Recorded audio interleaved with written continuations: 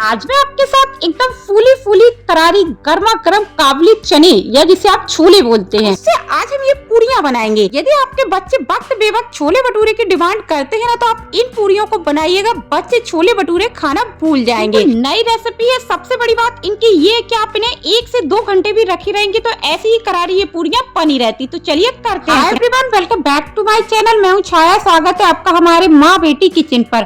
Friend, जिसके लिए ना मैंने 1 कप सेट कर लिया था, इससे मैंने छोले को मेजर किया था। तो मेजरिंग कप वाला जो आधा कप होता है ना, उससे भर के मैंने छोला लिया था। छोला आप बड़ा छोटा कोई भी ले सकते हैं।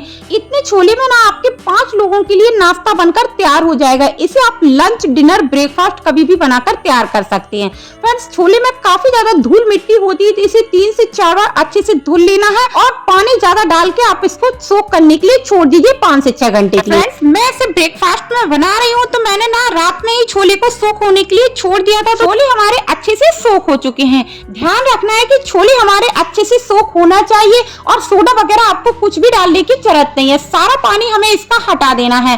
तो मैंने इसमें एक भी बूंद पानी नहीं छोड़ा है, लेकिन बास्केट में इसको डाल के नहीं रखा है। साइड पर रखने के बाद मैंने एक मिक्सी का जार ले लिया है। छोले हमने सोक करके रखे थे, सारे छोले हम इस पर डाल देते हैं। साथ ही मैंने 1 से 1.5 कप के करीब हरा धनिया लिया है, लेकिन डंडियों के साथ लेंगे। 4 से 5 हरी मिर्ची थोड़ी तीखी सी अच्छी लगती है, इसे मैंने मोटा मोटा कट कर लिया था। साथ ही 1 से 1.5 इंच अदरक के टुकड़े को रफली चॉप कर लेना है। 1 चम्मच के करीब सौंफ, बहुत ही अच्छा टेस्ट आता है इन पूरियों में। साथ ही 2 चम्मच भर के हम डालेंगे सूखा धनिया।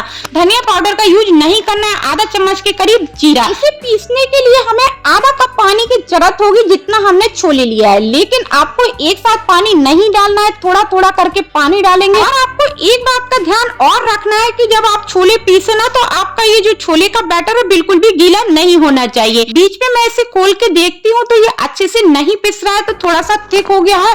तो अभी मैं इस पर थोड़ा सा पानी और ऐड कर देती हूँ। हो सकता कभी कभार आपके छोले में पानी रह जाए, तो आपको पानी की मात्रा जो थोड़ा सा कम भी लग सकती है। तो मैंने छोले को पीस कर तैयार कर लिया है और छोले को ना मैंने फाइन पीसा है। बहुत ज्यादा मोटा नहीं रखा है, लेकिन जब आप हाथ से छुएंगे बस हल्का फुल्का दाना आएगा, और जो इसमें हल्का दाना रह जाता है वही दाना हमारी पूरियों को काफी क्रंची बनाता है। तो देखिए, इतना थिक बैटर आपको रखना है। एक परात ले ली है, तो छोले हमने आधा कप लिए थे और अब हम लेंगे सूजी। तो छोले से हमें जस्ट डबल लेना है सूजी। इससे जो पूरियां बनेंगी ना हमारी, बहुत ही लंबे समय तक क्रंची और करारी बनी रहती है। साथ ही साथ बिल्कुल भी ऑयल एब्जॉर्ब नहीं करती है। एक बात का आपको और ध्यान रखना है कि आप जो भी सूजी यूज करें ना, वो फाइन होना चाहिए। मोटी सूजी का यूज नहीं करना है। यदि मोटी हो तो आप थोड़ा सा मिक्सी पर चला लीजिए। जितना हमने सूजी लिया है उससे 1.5 गुना हम लेंगे गेहूं का आटा। आटे को हमने छान कर लिया है। पूरी हमारी थोड़ी सी तीखी चटपटी बने, आधा चम्मच लाल मिर्च पाउडर, साथ ही लेंगे नमक स्वाद के अनुसार 1 छोटा चम्मच, थोड़ा सा गरम मसाला आधा चम्मच के करीब, 2 चम्मच भर के लेंगे कसूरी मेथी। इससे ना बहुत ही अच्छा टेस्ट हमारी पूरियों का आएगा। 1 छोटा चम्मच के करीब कलौंजी।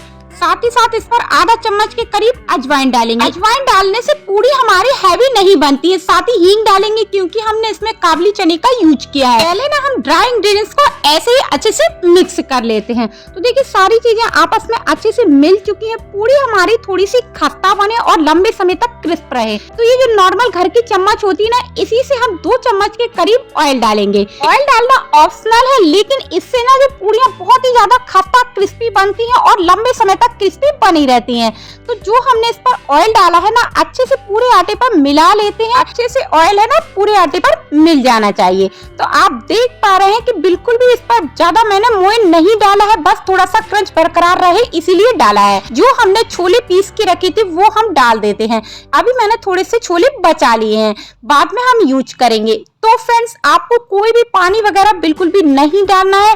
यदि आपने रेशियो परफेक्ट लिया है तो इतने में ही आपका डो लग जाएगा।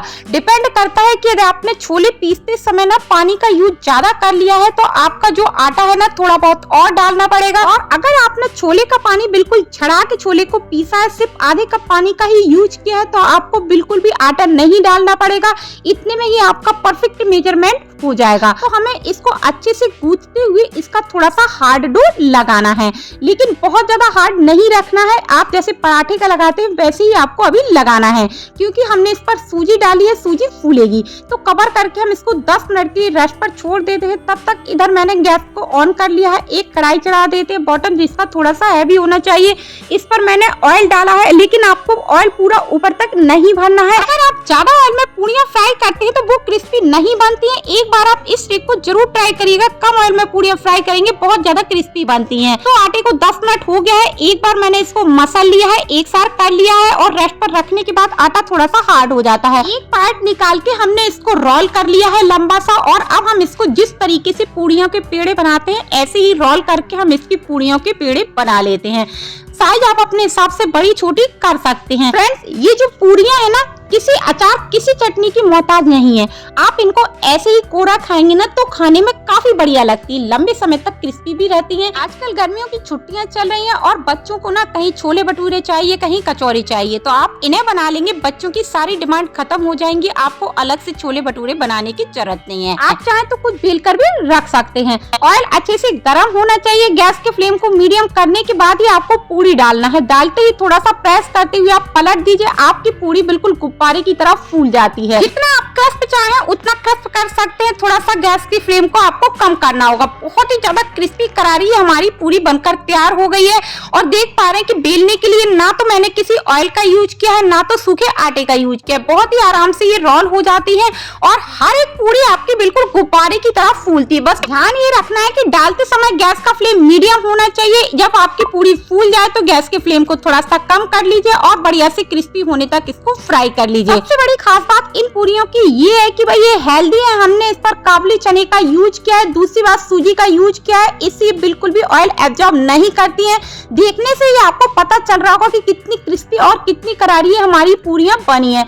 हर एक पूरी बिल्कुल गुब्बारे की तरह फूली है। यदि आप इसको 1 से 2 घंटे भी रखे रहेंगे तो ऐसी ही फूली हमारी पूरी बनी रहेगी। ये बहुत ज्यादा तो क्रिस्पी नहीं होती है बिल्कुल कचौरी की तरह, लेकिन काफी ज्यादा क्रिस्पी बनती है, बिल्कुल फूली फूली। बहुत ही डिफरेंट इसका स्वाद है। फ्रेंड, इसे आप ऐसे खाइए, लेकिन मैंने बच्चों को टमाटो केचप के साथ सर्व किया है। अगर आप हर दिन कुछ नया खाने के शौकीन है तो एक बार इस छोले से बनी हुई पूरी को जरूर ट्राई करिएगा। यकीन मानिए हफ्ते में 2 से 3 बार आपके घर में बनना तो पक्का है। फ्रेंड्स, अगर आपको आज की हमारी छोले पूरी की रेसिपी पसंद आई हो तो वीडियो को लाइक करिएगा, ज्यादा से ज्यादा शेयर कीजिए। चैनल पर पहली बार आए हो तो सब्सक्राइब करना ना भूलिएगा। मिलते हैं ऐसी नेक्स्ट रेसिपी के साथ, तब तक के लिए बाय बाय।